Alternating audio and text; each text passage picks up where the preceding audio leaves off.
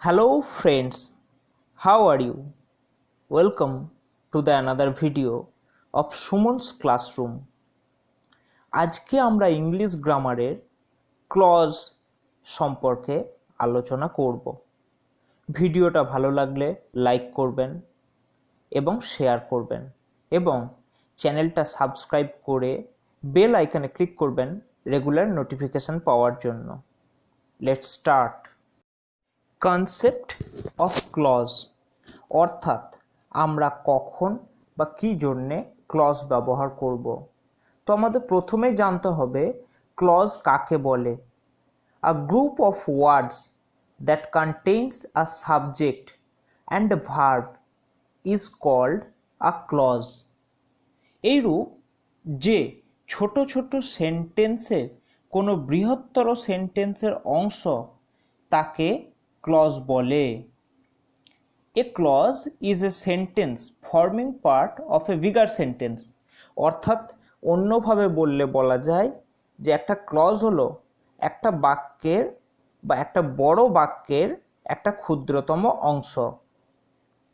It is usually only a part of a sentence. এটা কেবলমাত্র একটা বাক্যের একটা ক্ষুদ্রতম অংশ।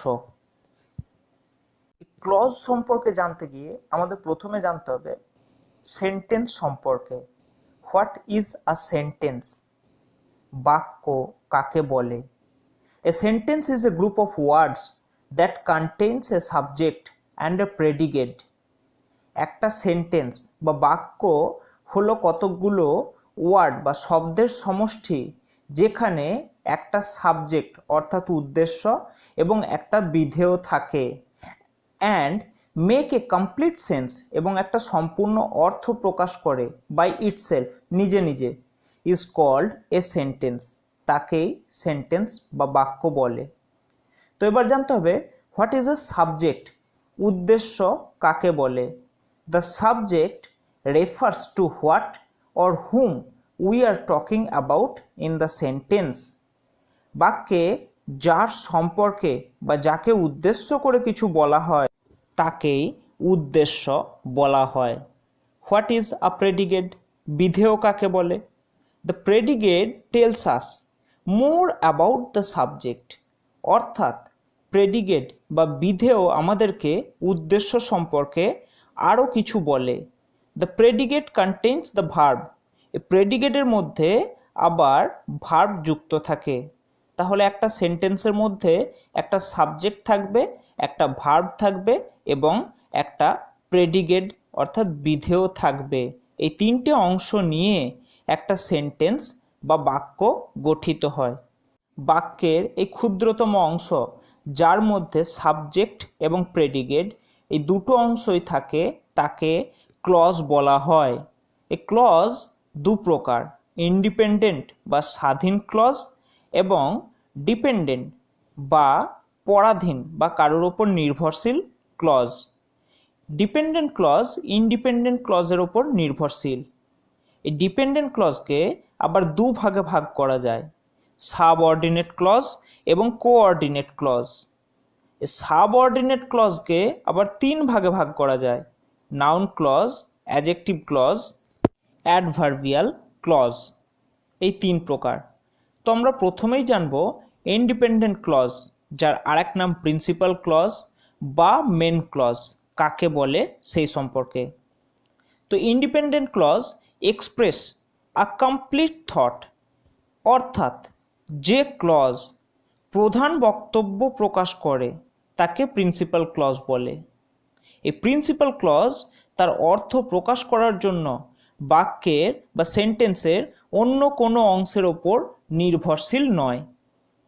এক্সাম্পল, তারা এট আ চিজ রোল। তারা একটা চিজ রোল খাচ্ছিল। এই অংশটা নিজের অর্থ সম্পূর্ণভাবে প্রকাশ করতে পেরেছে। বা আই হ্যাভ এ পেন, এই সেন্টেন্সটি তার অর্থ স্বাধীনভাবে প্রকাশ করতে পেরেছে, তাই এটি ইন্ডিপেন্ডেন্ট ক্লজ। তো এবার পড়ব ডিপেন্ডেন্ট ক্লজ কাকে বলে।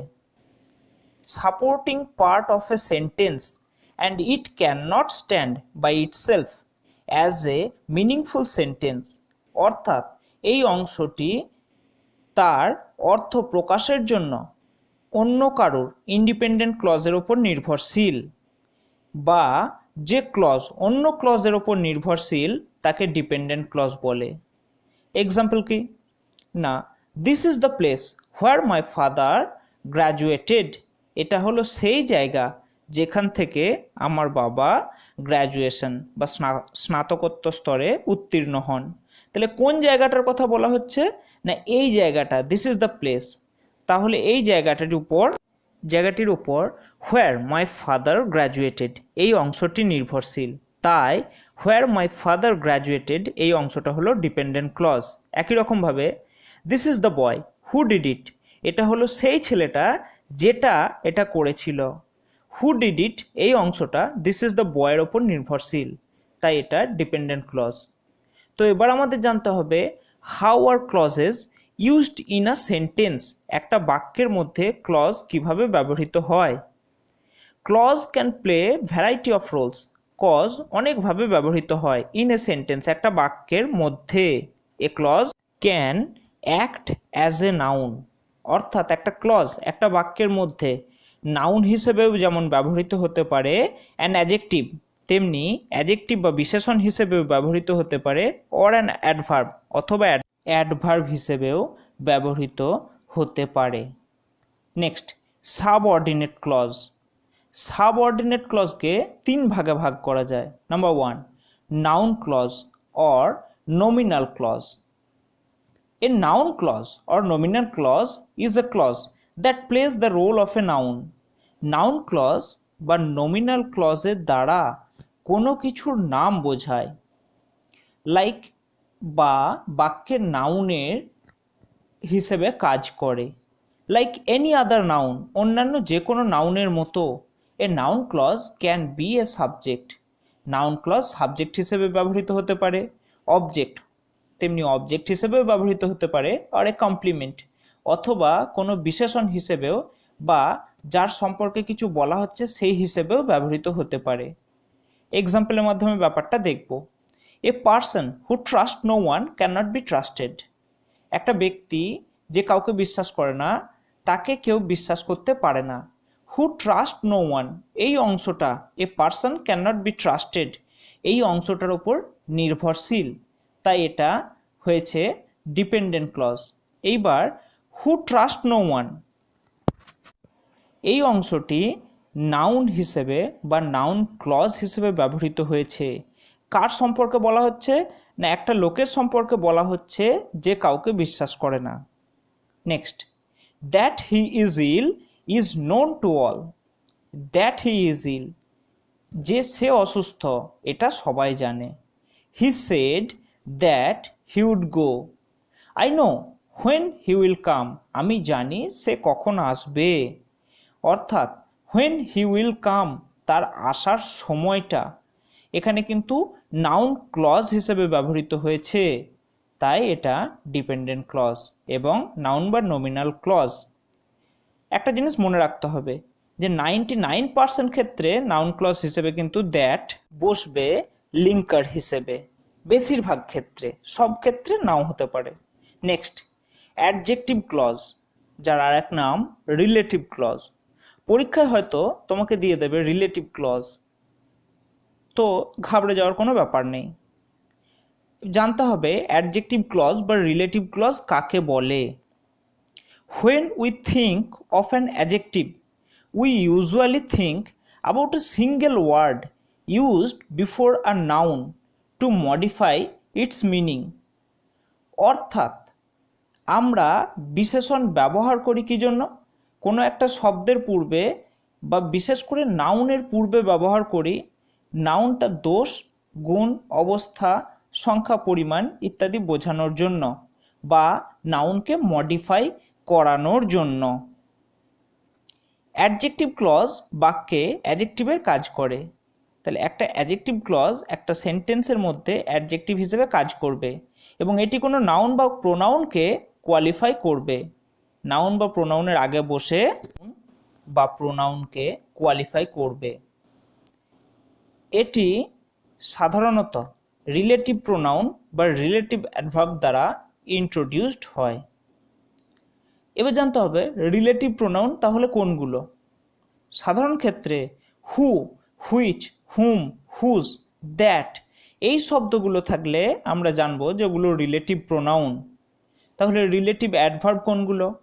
Relative adverb when, where, how আর হোয়াই থাকলে রিলেটিভ অ্যাডভার্ব হয়। It will tell us something about the noun, এটা সবসময় আমাদের নাউন সম্পর্কে কিছু না কিছু বলবে।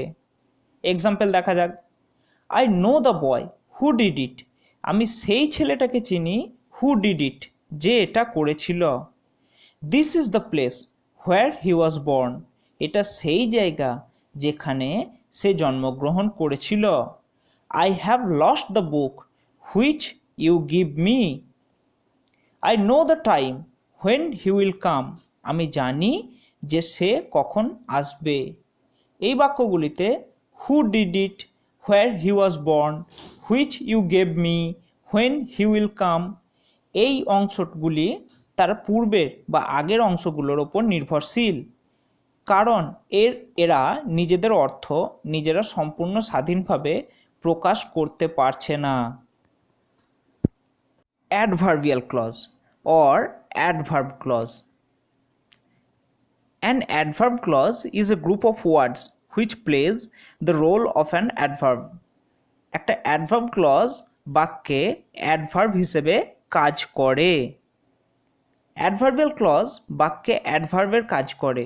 এটি কোনো ভার্ব, অ্যাডজেক্টিভ বা অন্য অ্যাডভার্বকে মডিফাই বা কোয়ালিফাই করবে। অ্যাডভার্বিয়াল ক্লজকে আবার নিম্নলিখিত ভাগে ভাগ করা যায়।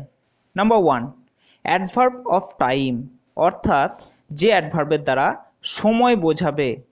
An adverb of time states, একটা অ্যাডভার্ব অফ টাইম আমাদের বলবে when something happens or how often, যে কখন এটা ঘটেছিল অথবা কত তাড়াতাড়ি বা কতবার অন্তর হয়েছিল। এটি সময় বোঝাতে ব্যবহৃত হয়। এর আগে সাধারণত when, while, till, after, before বসে। নেক্সট, অ্যাডভার্ব অফ প্লেস, অর্থাৎ যে অ্যাডভার্বের দ্বারা কোনো জায়গার সম্পর্কে বোঝা যায়। An adverb of place states, একটা অ্যাডভার্ব অফ প্লেস আমাদেরকে বলবে হোয়ার সামথিং হ্যাপেন্স, যে কোনো ঘটনা কোথায় ঘটেছিল। An adverb of place often starts with a preposition, একটা অ্যাডভার্ব অফ প্লেস সবসময় কোনো প্রিপোজিশন দিয়ে শুরু হবে। এক্সাম্পল, ইন, অন, নিয়ার এই জাতীয় প্রিপোজিশন দিয়ে শুরু হয়। Or one of the following, অথবা এই রকম সাবঅর্ডিনেটিং কনজাংশনস, অথবা এই জাতীয় সাবঅর্ডিনেটিং কনজাংশন দিয়ে হবে। Anywhere, everywhere, where or wherever এই জাতীয়। Example, stay where you are, অর্থাৎ তুমি যেখানে আছো সেখানেই থাকো। হোয়ার ইউ আর এই অংশটা স্টে এর ওপর নির্ভরশীল। Next, adverb of manner. An adverb of manner states how something is done. Adverb of manner আমাদেরকে বলে যে জিনিসটা কেমনভাবে ঘটছে। An adverb of manner often starts with one of the following subordinating conjunction. Adverb of manner এই জাতীয় subordinating conjunction দিয়ে শুরু হয়, সাচ অ্যাজ, যেমন কি as, like, or the way. As দিয়ে শুরু হতে পারে, লাইক দিয়ে, অর দি ওয়ে। এক্সাম্পল কি, he acts like it is a joke, সে আচরণ করছিল যেন তার সঙ্গে কোনো মজা করা হয়েছে। ইট ইজ আ জোক এই অংশটা হি অ্যাক্টসের ওপর নির্ভরশীল। এটা একটা জোক, হি অ্যাক্টস লাইক সে এমনই মজা করছিল। Next, adverbial clause of degree or comparison, তুলনাবাচক adverbial clause. An adverb of degree states to what degree something is done or offers a comparison. Adverb of degree আমাদেরকে বলবে যে বাক্যটা কি জাতীয় বা কার সঙ্গে তুলনা বোঝাচ্ছে। An adverb of degree often starts with one of the following subordinating conjunction. একটা অ্যাডভার্ব অফ ডিগ্রি প্রায়শই শুরু হয় এই জাতীয় সাবঅর্ডিনেটিং কনজাংশন দিয়ে, such as than, as, so as or the. এই জাতীয় সাবঅর্ডিনেটিং কনজাংশন দিয়ে এগুলো শুরু হয়, সাধারণত কোনো তুলনা বোঝায়।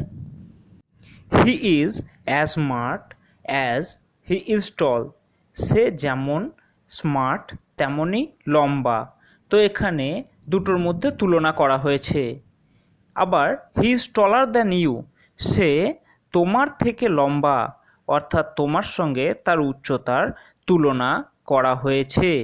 দুটোই কিন্তু adverb of degree. Next, adverb of condition or supposition, অর্থাৎ কোনো শর্ত সাপেক্ষ অব্যয়। An adverb of condition states the condition for the main idea to come into effect. An adverb of condition often starts with if or unless. এই শর্ত সাপেক্ষ অব্যয় সবসময় শুরু হবে যদি, মানে ইফ এবং আনলেস এই জাতীয় ওয়ার্ডের দ্বারা। কারণ কি, এগুলো সবসময় শর্ত বোঝায়, যদি এটা হয় তাহলে এটা হবে, এই জাতীয়। এক্সাম্পল কি হবে? ইফ ইট রেইনস, যদি বৃষ্টি পড়ে, we will stay at home, তাহলে আমরা বাড়িতে থেকে যাব। অর্থাৎ আমাদের বাড়িতে থেকে যাওয়াটা নির্ভর করছে কার ওপর? না বৃষ্টি পড়ার ওপর।